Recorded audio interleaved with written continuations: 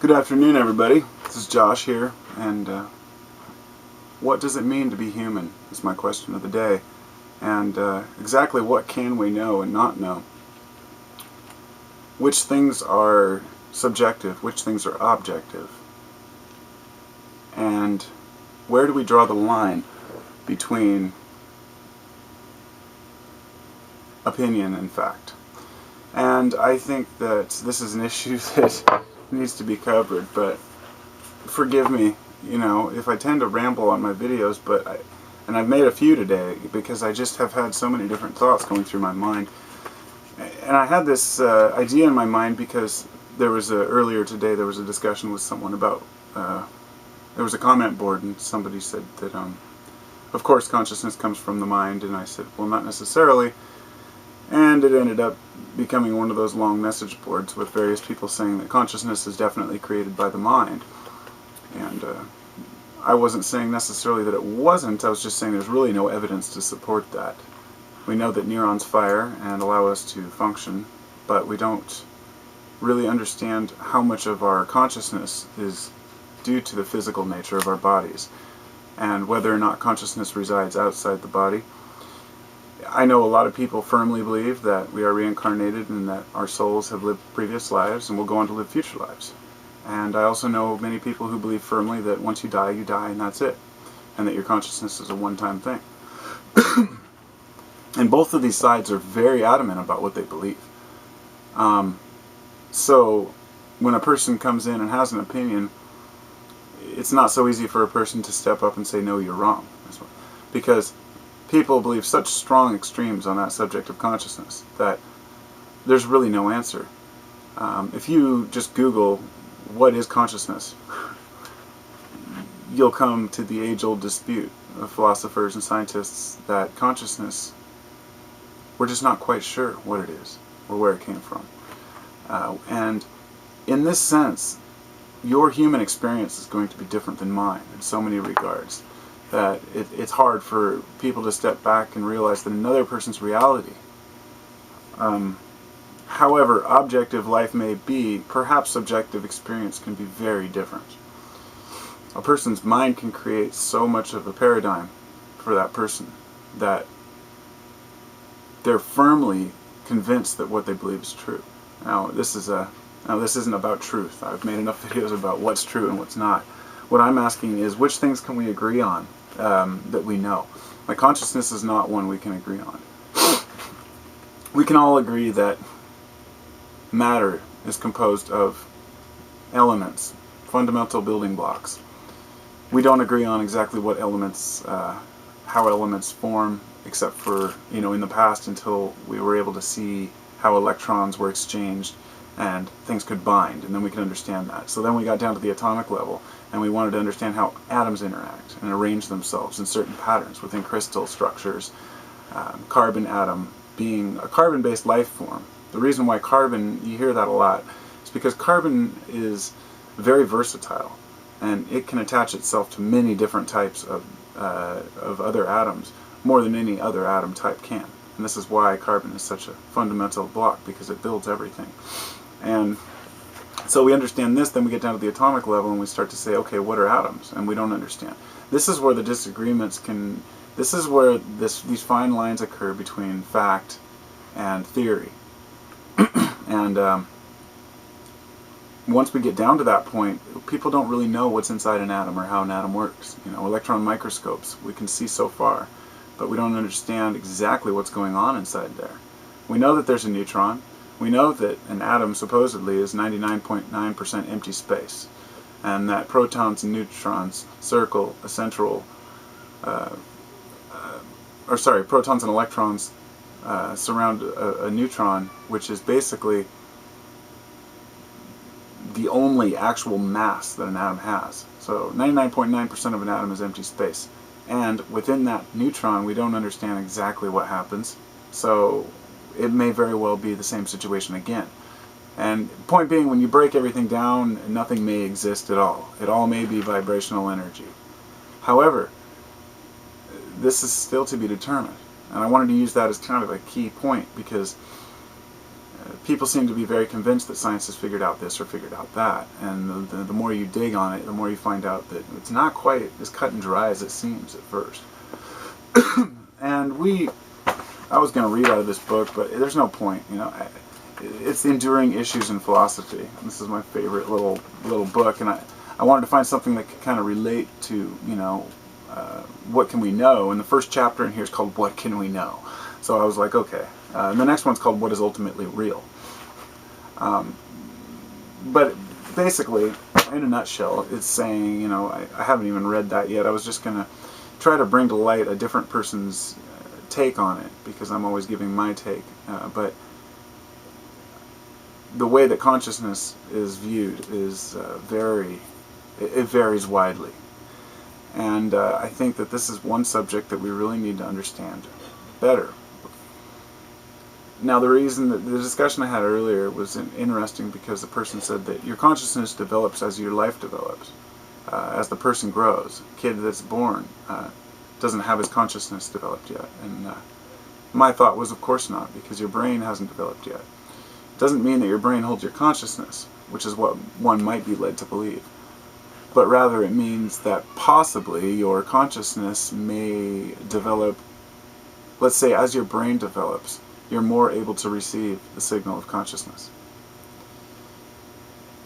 I hate throwing things out there that are speculations, so I'm trying to just keep it open-ended. I don't know exactly. I still have one small little portion in the back of my brain that says that there's a possibility that everything could be by chance, everything could be random, consciousness could be nothing more than a random mutation of nature.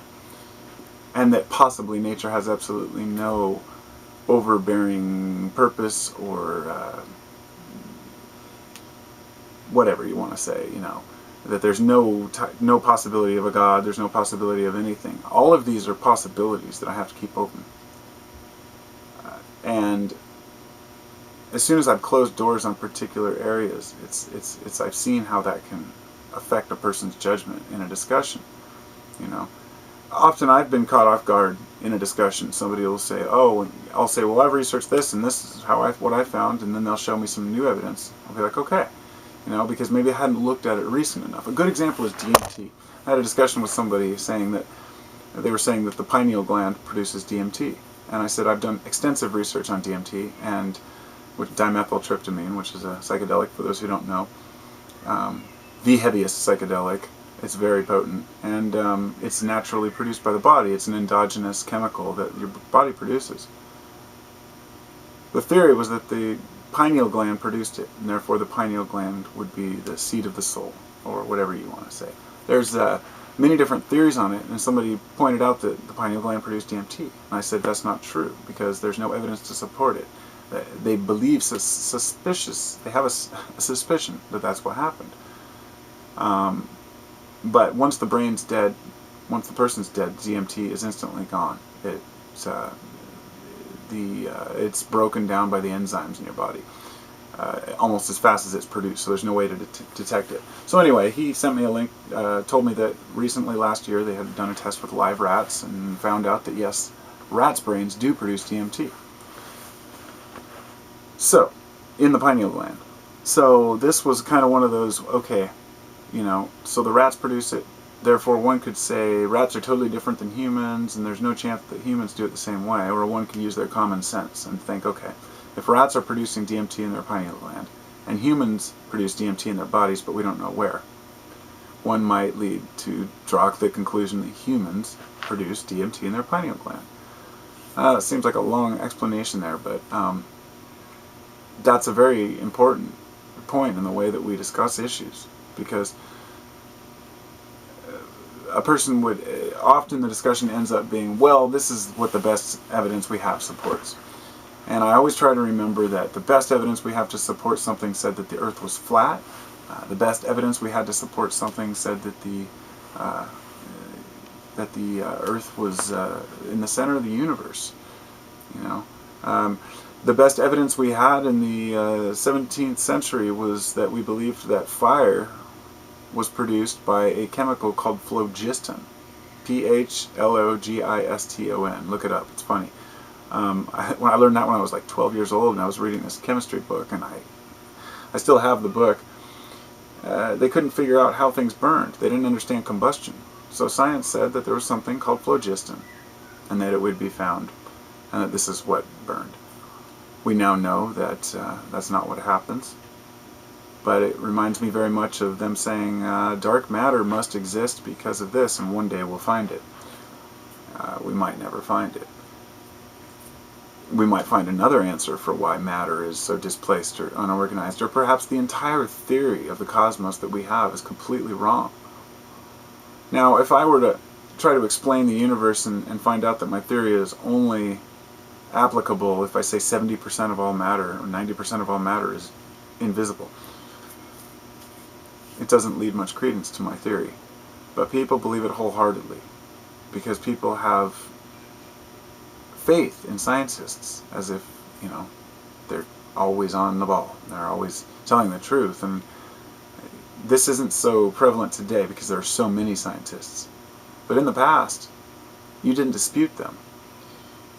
For 40 years, there was one doctor / scientist who said that lead was not harmful and allowed us to continue putting it into child's toys. There's old videos you can see where they're showing kids toys that are painted, and they make this cartoon and say, lead is your friend, lead is your child's friend. And you don't hear about this anymore because the scientific evidence was in the favor of the companies. It's unfortunate, but in today's world, that's what's happening. But at least there are enough scientists to argue against one another and to say, hey, and we have YouTube, we have all kinds of places where people can post their things that they've discovered. So things like the Thunderbolts project would be completely ignored, 20 years ago. Nobody would take it on. Now we can self-promote, and that's good in a way because more people get their opinions, but it's bad in a way because every Joe Blow can claim to be a scientist now. But take it back 300 or 400 years. When somebody told you something and they were an expert on that, you didn't question it. Often when people did question things, then they were just ridiculed and, outcasts.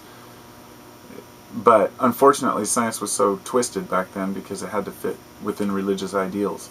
And if the church didn't agree with the discovery, then they would suppress it. But all of this leads up to the idea that we don't understand really exactly what is real and what is not. I think there are certain things that we can agree on, that, this plastic bucket on my floor is full of dehydrated food. And I think most people would not argue that if I showed you a picture of it. You may say, I don't know what's inside, it could be empty. The point being that we're using our senses to the best of our ability to determine what something is. And each one of us has a degree to which we're willing to accept whether those senses are correct or not. That's the main point I'm trying to make here, is that each one of us has a different degree of acceptance of the ideas and the things that they learn. Some people are willing to believe everything that they hear, and some people aren't willing to believe anything and are just natural skeptics about everything. And so what I'd like to see someday is us as a society be able to lay out all the differences we have, the different opinions we have, and say, what can we know for sure? And I think we're working on that. But things like consciousness, it's like they say, we might never know what consciousness is. So we shouldn't be arguing, I guess, points that none of us really know, but I think we all do because we all have strong feelings about what we think is correct. And that makes it difficult to know if a person is speaking on their feelings or speaking on evidence. So, thoughts welcome as usual. Namaste, everybody.